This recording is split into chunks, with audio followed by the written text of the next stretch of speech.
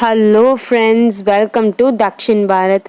இன்னைக்கு நம்ம தக்ஷின் பாரத்தில் பிரவீன் பூர்வாத்தில் தக்ஷினி கதாயேங் அப்படின்ற டாப்பிக்கில் ஃபர்ஸ்ட் லெசனாக இருக்கிற மேரி பத்னி அப்படின்ற லெசன் பற்றி தான் பார்க்க போகிறோம்.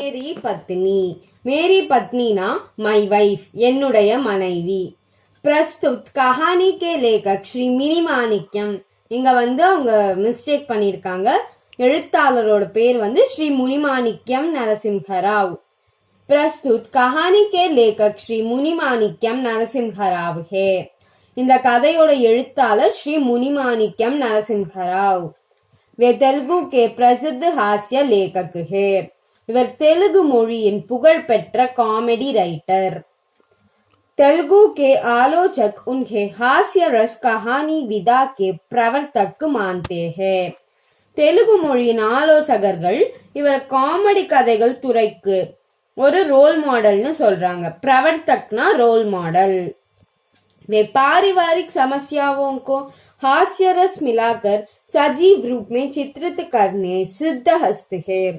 குடும்ப பிரச்சனைகளை காமெடியோட கலந்து சஜீவ் ரூப்னா உயிரோட்டமாக எடுத்து காட்டுறது இவருக்கு கைவந்த கலை. சித்தஹஸ்தனா கைவந்த கலை. सरलता, सरसता, यथार्थ भाव आदि उनकी शैली की विशेषताएं है. सरलताना எளிமை, சரசதா இனிமை, யதார்த் பாவ் இயல்பான குணம். எளிமை, இனிமை, இயல்பான குணம் ஆகியவைலாம் இவரோட ரைட்டிங் ஸ்டைல்ல இருக்கக்கூடிய சிறப்புகள். प्रस्तुत कहानी में भी एक तेलुगु परिवार का सजीव चित्रण प्रस्तुत किया गया है. இவர் ஒரு தெலுங்கு குடும்பத்தை உயிரோட்டமாக இந்த கதையில எடுத்து காட்டியுள்ளார். கஹானி கா சாராம்ஷ் நீச்சே தியா ஜா ரஹா ஹே. இந்த கதையோட சம்மரி கீழே தரப்பட்டுள்ளது. கதாவஸ்து. கதாவஸ்துனா சம்மரி. காந்தம் சமஜ்தார் और व्यवहार कुशल स्त्री है. காந்தம் ரொம்பவே விவரமானவள் மற்றும் பொது அறிவு உடையவள். उसके पति स्कूल में काम करने वाले अध्यापक है. कांतमोட கணவன் பள்ளியில வேலை செய்யும் டீச்சர்.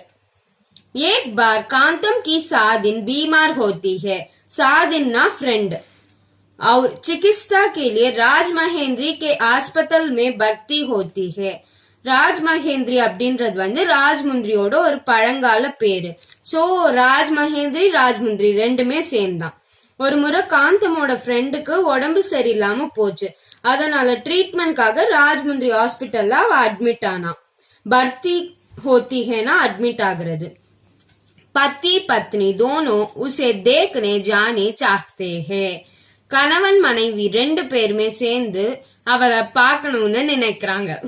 मगर अधिक खर्च के विचार से केवल पति को भेजने का निश्चय किया जाता है. ரெண்டு பேரும் போனா ரொம்ப காசு செலவாகும். அதனால கணவனை மட்டும் அனுப்ப முடிவு செஞ்சா காந்தம். காந்தம் பிஸ்தர் கே சாத் 25 ரூபாய் தேக்கர் பேச்தி ஹே. பிஸ்தர்னா பெட். காந்தம் பெட்டோட சேர்த்து 25 ரூபீஸ் கொடுத்து அவங்க ஹஸ்பண்ட அனுப்புனா. பழங்காலத்துல ட்ரெயின்ல குஷல்லாம் இருக்காது. நம்ம தான் பெட் எடுத்துட்டு போகணும். அதனாலதான் காந்தம் அவங்க ஹஸ்பண்ட் கிட்ட பெட் கொடுத்து அனுப்புனா. तब वह रास्ते में बिस्तर पर ध्यान रखने के लिए सावधान करके भेजती है. அவர் கவனம் இல்லாம இருப்பாரு. அதனால காந்தம் போற வழியில பெட்ட கவனிச்சுக்கோங்க அப்படின்னு சொல்லி அனுப்புறா அவங்க ஹஸ்பண்ட. காந்தம் கே பத்தி சகுஷல் பகுஞ்சதே ஹே. கணவன் நல்லபடியா அங்க போய் ரீச் ஆயிடுறாரு. पैसे के खर्च को कम करने के विचार से वे पैदल ही स्टेशन से अस्पताल तक जाते हैं. காசு செலவை மிச்சப்படுத்துறதுக்காக அவங்க கணவன் ஸ்டேஷன்ல இருந்து ஹாஸ்பிட்டல் வரைக்கும் நடந்து போறாரு. उसके बाद वे अगले दिन ही अपने गांव वापस आ जाते हैं. அதுக்கு அடுத்த நாளே காந்தமோட ஹஸ்பண்ட் கிராமத்துக்கு திரும்பி வந்துடுறாரு. पति के हाथ में बेडिंग को न पाकर कांतम को बड़ा आश्चर्य होता है. கணவன் கையில பெட் இல்லாதத பார்த்த உடனே காந்தம் ரொம்பவே ஷாக் ஆயிடுறா. वह अपने पति से कारण पूछती है. அவங்க ஹஸ்பண்ட் கிட்ட காந்தம் போய் காரணத்தை கேட்டா. वे बताते हैं कि केकलूर स्टेशन में मेरा पर्स खो गया था. அவர் சொல்றாரு, கேக்கலூர் ஸ்டேஷன்ல என்னோட பர்ஸ் வந்து தொலைஞ்சு போச்சு. கோகயானா தொலைஞ்சு போறது. तब एक आदमी के पास वेडिंग को देखने के लिए कहकर पर्स को ढूंढने के लिए गया था.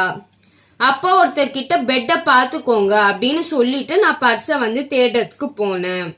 जब वापस आया तब गाड़ी छूट गई थी. பர்ஸ தேடிட்டு திரும்பி வந்து பார்த்தா வண்டி கிளம்பிடுச்சு. मुझे विश्वास है कि वह आदमी जरूर बेटिंग वापस भिजवाएगा. எனக்கு நம்பிக்கை இருக்கு, அவர் கண்டிப்பா பெட்டை வந்து திருப்பி கொடுப்பாரு அப்படின்னு ஹஸ்பண்ட் வந்து காந்தம் கிட்ட சொல்றாரு. इस घटना से कांतम को बड़ा दुख होता है. அப்ப காந்தம்க்கு வந்து ரொம்பவே கவலையா ஆயிடுச்சு. वह अपने पति से कहती है कि आगे से बाहर जाते समय मैं भी साथ आऊंगी. இனிமே நீங்க வெளியூர் போனீங்கன்னா நானும் உங்க கூட வருவேன் அப்படின்னு காந்தம் வந்து அவங்க ஹஸ்பண்ட் கிட்ட சொல்றா. भाग्यवश एक दिन एक आदमी कांतम के घर आकर बेटिंग वापस करता है. பாக்யவஷ்னா அதிர்ஷ்டவசமா. அதிர்ஷ்டவசமா ஒரு நாள் ஒருத்தர் வந்து காந்தம் வீட்டுல பெட்டை திருப்பி கொடுக்கறாரு. कांतम उसे खोल कर देखती है. खोल करना திறந்து பாக்குறது. காந்தம் வந்து பெட்டை திறந்து பாக்குறா. उसमें पति के कपड़ों के साथ एक साड़ी और चोली को देखकर चौक पड़ती है. அதுல கணவனோட துணிகள் கூட ஒரு சாரியும் பிளவுஸையும் பார்த்துட்டு காந்தம் வந்து ரொம்பவே ஷாக் ஆயிடுறா. उसके मन में पति के प्रति संदेह की भावना उठ खड़ी होती है. அவளோட மனசுல ஹஸ்பண்ட் மேல சந்தேகம் வந்துடுச்சு. वह पति से पूछताछ करती है. அவ ஹஸ்பண்ட் கிட்ட போய் இன்வெஸ்டிகேட் பண்றா. पूछताछனா इन्वेस्टिगेट. इतने में एक व्यक्ति आकर कहता है कि मेरी लड़की ने मेरी बेडिंग समझकर इसमें एक साड़ी और चोली रख दी थी. அப்போ ஒருத்தர் வந்து சொல்றாரு, என்னோட சகோதரி என்னோட பெட்ன்னு நினைச்சிட்டு இதுல ஒரு சாரியும் பிளவுஸையும் வச்சுட்டா அப்படின்னு. கிருப்யா உசே தீஜியே, தயவு செஞ்சு அதை கொடுத்துடுங்க. அப் காந்தம் கா சந்தேக தூர் ஹோ ஜாத்தா ஹை. அப்ப காந்தமோட சந்தேகம் வந்து விலகிடுச்சு. वह उनको वापस कर देती है और अपने पति से प्यार का व्यवहार करने लगाती है.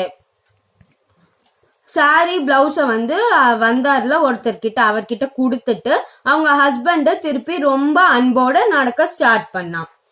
वह कहती है औरत का मन बड़ा पापी है. காந்தம் வந்து சொல்றா, பெண்களோட மனசு ரொம்ப பாவம் பிடிச்சது. पात्र और चरित्र चित्रण, कैरेक्टर एंड कैरेक्टराइजेशन.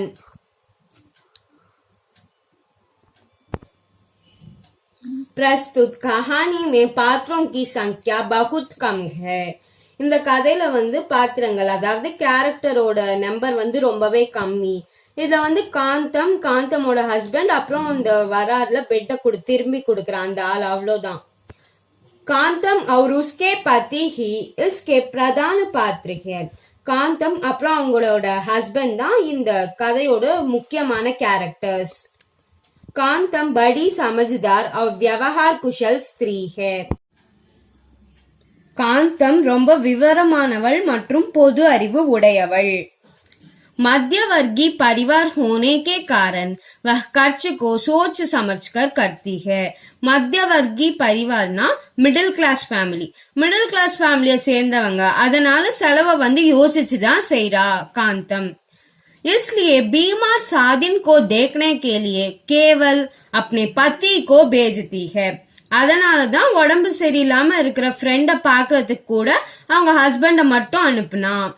इससे हमें उसके किफायत की भावना का परिचय मिलता है.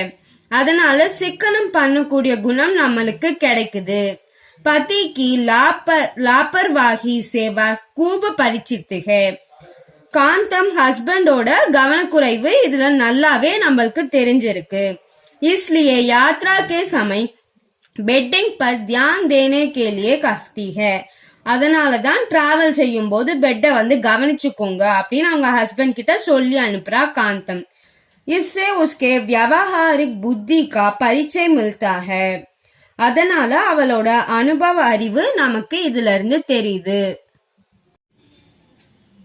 पति के प्रति उसमें अपार प्रेम है. हस्बैंड மேல அவளுக்கு அளவில்லாத அன்பு இருக்குது. बेडिंग में किसी की साड़ी और चोली को देखकर शौक उठती है और अपने पति पर संदेह करने लगती है.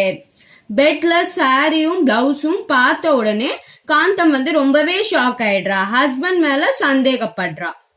आखिर सच्चाई का पता लगने पर खुश होती है और अपने पति से माफी मांगती है. உண்மை தெரிஞ்ச உடனே காந்தம் அப்படியே ரொம்ப சந்தோஷப்பட்டு அவங்க ஹஸ்பண்ட் கிட்ட போய் சாரி கேக்குறா. इससे हमें उसके स्त्रियोचित गुणों का परिचय मिल जाता है. இதுல இருந்து பெண்களுக்குரிய குணம் வந்து நம்மளுக்கு தெளிவாவே தெரியுது. कांतम के पति स्कूल के अध्यापक है. कांतमோட ஹஸ்பண்ட் வந்து ஸ்கூல்ல டீச்சர். उनमें कांतम की तरह व्यवहार कुशलता नहीं है. டீச்சரா இருந்தாலும் காந்தம் அளவுக்கு அவருக்கு பொது அறிவு இல்ல. फिर भी पत्नी के प्रति उनमें गहरा प्रेम है. ஆனாலும் வைஃப் மேல பாசமும் அன்பும் ஆயிருக்கு. वे सदा लापरवाही से रखते हैं. அவர் எப்பவுமே கவனக்குறைவாவே இருக்காரு. इसलिए पत्नी के बहुत समझाने पर भी यात्रा के समय बेडिंग को खो देते हैं. அதனாலதான் காந்தம் வந்து சொல்லி அனுப்பியும் டிராவல் டைம்ல அவர் வந்து பெட்டை விட்டுட்டு வந்துடுறாரு. इससे हमें उनकी असावधानी का परिचय मिलता है. இதுல அவரோட கவனக்குறைவு வந்து நம்மளுக்கு ரொம்ப தெளிவாவே தெரியுது. मध्यवर्गीय परिवार होने के कारण उनमें भी किफायत की भावना भरी है. கிஃபாயத்னா சிக்கனம். மிடில் கிளாஸ் ஃபேமிலி அவங்களது, அதனால சிக்கனம் குணம் வந்து அவங்களுக்கு இருக்கு. स्टेशन से अस्पताल तक पैदल जाना, कम पैसे में भोजन लेना आदि उनके ऐसे गुण का अच्छा उदाहरण है. அதனாலதான் ஸ்டேஷன்ல இருந்து ஹாஸ்பிட்டல் வரைக்கும் நடந்து போறது, குறைந்த செலவுல சாப்பாடு சாப்பிடுறது, இதெல்லாம் அவரோட சிக்கன குணத்தோட நல்ல எக்ஸாம்பிள்ஸ், உதாரணங்கள் அப்படின்னு சொல்றாங்க. वापस मिली बेडिंग में साड़ी और चोली को देखकर पत्नी को अन पर संदेह पैदा होता है. பெட்ட வந்து திரும்பி கிடைச்சிடுச்சு. அதுல பார்த்தா ஒரு சாரியும் பிளவுஸும் இருந்துச்சு. அத பார்த்த உடனே வைஃபுக்கு ரொம்பவே சந்தேகம் வந்துடுச்சு. इससे उनको बड़ा दुख होता है. அதனால காந்தமோட ஹஸ்பண்ட்க்கு வந்து ரொம்பவே வருத்தம் ஆயிடுச்சு. आखिर सच्चाई का पता लगता है. கடைசியில உண்மை வந்து வெளியே வருது. इससे उनमें अनेक आदर्श गुणों को परिचय मिलता है. அதனால அவர் மேல நல்ல எண்ணங்கள் வந்து கிடைக்குது. உத்தேஷ்ய और शीर्षक. கதையின் நோக்கமும் தலைப்பும். पारिवारिक जीवन को यथार्थ रूप में प्रस्तुत करना ही इस कहानी का उद्देश्य है. குடும்ப வாழ்க்கையை ரொம்பவே இயல்பா எடுத்து காட்டுறதுதான் இந்த கதையோட நோக்கம். परिवार का जीवन फूलों की शैया नहीं है. குடும்ப வாழ்க்கை என்பது பூ விரித்த படுக்கை அல்ல அப்படின்னு எழுத்தாளர் சொல்றாரு. उसमें अनेक तकलीफों का सामना करना पड़ता है. அதுல நிறைய கஷ்டங்களை வந்து சந்திக்க வேண்டி இருக்கும். इस तथ्य को हास्य तथा व्यंग्य भाव से प्रकट करना ही कहानीकार का महान उद्देश्य है. இந்த ஃபேக்ட வந்து காமெடி மற்றும் கிண்டலோட கலந்து வெளிப்படுத்துறது தான் எழுத்தாளரோட முக்கிய நோக்கமாகும். कांतम के पति अपनी पत्नी के प्रति गहरा प्रेम रखते हैं. காந்தமோட ஹஸ்பண்ட் வந்து அவர் வைஃப் மேல ரொம்பவே ஆழ்ந்த அன்பு வச்சிருக்கிறாரு. उसकी कुशलता से वे प्रसन्न होते हैं. அவளுடைய திறமைய பார்த்து ரொம்பவே சந்தோஷப்படுறாரு அவரோட ஹஸ்பண்ட். कांतम को मेरी पत्नी कहने में वे बड़े गर्व का अनुभव करता है. காந்தம வந்து என்னுடைய மனைவி அப்படின்னு சொல்றதுல கர்வத்தை வந்து அனுபவிக்கிறாரு காந்தமோட கணவன். पूरी कहानी भी कांतम के व्यवहार कुशल भाव को स्पष्ट रूप से प्रकट करती है. மொத்த கதையிலுமே காந்தமோட பிராக்டிக்கல் நாலேஜ் நல்ல முறையில எடுத்து காட்டியிருக்கிறாரு எழுத்தாளர். इसलिए शीर्षक की उपयुक्तता भी सिद्ध हो जाती है. இதன் மூலமா நமக்கு தலைப்போட பொருத்தம் வந்து ரொம்பவே தெளிவா கிளியரா தெரியுது. भाषा शैली मोड़ियुम नड़युम अनुदित कहानी होने पर भी कहानी की शैली में रोचकता भरी रखती है. தெலுங்குல இருந்து டிரான்ஸ்லேட் பண்ணி ஹிந்தில எழுதின கதையா இருந்தாலும் ஹிந்தில படிக்கும் போது இந்த கதை வந்து ரொம்பவே இன்ட்ரெஸ்டிங்கா இருக்கு. सरल तथा सरस शब्दों के प्रयोग से पाठकों में रोचकता बढ़ जाती है. எளிமையான மற்றும் இனிமையான சொற்கள் உபயோகப்படுத்துறதுனால அத படிக்கிறவங்களுக்கு வந்து இதுல இன்ட்ரெஸ்ட் அதிகமாகுது. पारिवारिक समस्या का सजीव चित्रण लेखक की भाषा शैली से खूब निकर उठता है. குடும்ப பிரச்சனைகளை வந்து உயிரோட்டமா எழுதுறதுல மொழியும் நடையும் வந்து ரொம்பவே நன்கா வெளிப்பட்டுள்ளது. इसलिए मूल कहानी का सा स्वाद हमें मिलता है. மூல் கஹானினா எந்த லாங்குவேஜ்ல எழுதியிருக்கோமோ அததான் மூல் கஹானின்னு சொல்லுவோம். இத வந்து தெலுங்குல தான் எழுதியிருக்காங்க, அதனால தெலுங்குல தான் இது மூல கஹானி. ஆனாலும் இங்க என்ன சொல்றாங்கன்னா இதுல எல்லாமே சிறப்பா அமைஞ்சதுனால ஹிந்தில படிக்கும் போது கூட இது வந்து மூல கஹானி மாதிரியே அனுபவம் கிடைக்குது அப்படின்னு சொல்றாங்க. இசி மேலேக கி சஃபல்தா நிஹித் ஹே. இதுலதான் எழுத்தாளரோட வெற்றி வந்து அடங்கி இருக்கு. ஐ ஹோப் இந்த வீடியோ உங்களுக்கு ரொம்பவே யூஸ்ஃபுல்லாக இருக்கும்னு நினைக்கிறேன். அப்படி யூஸ்ஃபுல்லாக இருந்துச்சுன்னா லைக் பண்ணுங்கள், ஷேர் பண்ணுங்கள், கமெண்ட் பண்ணுங்கள். மறக்காமல் ஸ்கூல் கூல் சேனலுக்கு சப்ஸ்கிரைப் பண்ணிடுங்க.